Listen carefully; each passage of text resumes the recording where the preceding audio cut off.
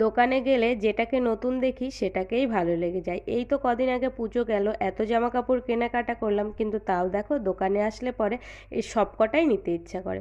নমস্কার বন্ধুরা, আমি সাথী, সকলকে সাথী ভিলেজ লাইফের পক্ষ থেকে একটি নতুন মিনি ব্লগে অনেক অনেক স্বাগত জানাই।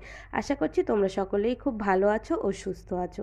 তো এই যে আমরা কলেজে গিয়েছিলাম, আসলে ইউনিভার্সিটি থেকে কিছু নোটিশ জারি করেছিল, সেগুলো সম্পর্কেই জানতে। তো ফেরার পথে টেলার্সে এসেছি, আর আসলেই তো কাকু আর কি যেগুলো আসবে নতুন আমাদেরকে দেখাবে, বা না হলে ফোন করেও বলে। তো এসেছিলাম, তো কাকু সেগুলোই দেখাচ্ছে, দেখলাম, আর তারপরে এই যে বাড়ি চলে এসেছি।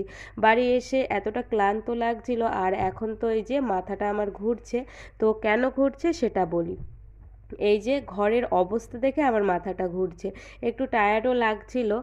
তো ঘরের এই রকম অবস্থা করে তো আর বেশিক্ষণ থাকা যাবে না। আমি গিয়েছিলাম কলেজে, আর মা এইদিকে আর কি জামা কাপড়গুলো কেচে দিয়েছে, আর এই যে এখন সেগুলোই গোছাবো। তো হাতে তুড়ি মারছিলাম, তো দেখলাম হলো না। যেটা ভিডিওতে দেখি, ভিডিওতে যা দেখি সেটা যদি বাস্তবে হতো তাহলে তো সব সমস্যার সমাধান পেয়েই যেতাম, তাই না বলো?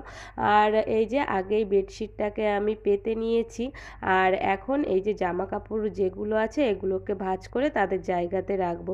তো যেটা বলছিলাম, মনটা খুব একটা ভালো নয়, ভীষণ একটা আর কি খারাপ ঘটে গেছে আমাদের সঙ্গে। আমরা বেশ কয়েকটা স্টুডেন্ট আছি, তো কি করব যেটা জানতে পারিনি, আর খুব একটা ফলো করা হয়নি। তো সেই কারণে মনটা একটু খারাপ ছিল। জানি না এটা থেকে কিভাবে আর কি বের হব।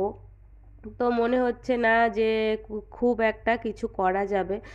তবে চলো, যেটা আর কি হবে সেটা দেখা যাবে। তো এটা নিয়ে তো আর বসে থেকে লাভ নেই, সামনের দিকে এগোতেই হবে। এই করেই আর কি চলছে।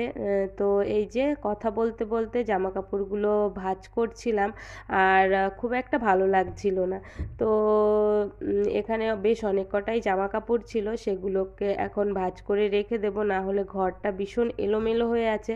আর এলোমেলো থাকলে তো কারোরই হয়তো ভালো লাগে না, আর আমার তো কেমন দম নিতেই কষ্ট হয়ে যায়। তো আমার মতন তোমাদের কাদের সঙ্গে মিলল অবশ্যই কমেন্ট করে আমাকে জানিও। তো এই যে শরীরটাও খুব একটা ভালো ছিল না, হয়তো গলার ভয়েস শুনে অনেকে বুঝতে পারছো। আর কিছু এখানে ভাঁজ করে রাখলাম। তো তারপরে ফাইনালি এই যে আর কি ঘরটাকে শেষমেশ গুছিয়ে উঠতে পেরেছি একটু। তো আজকের মতন এতটুকুতেই রেখে দিলাম, কাল আবার আলমারি ঠালমারি এগুলোকে পরিষ্কার করব। তো সব কিছু মিলে এতটুকুই ছিল আজকের মিনি ব্লগটি। তোমরা সকলে সুস্থ থেকো, ভালো থেকো। আবারও খুব শিগগিরই দেখা হবে একটি নতুন ব্লগের সঙ্গে।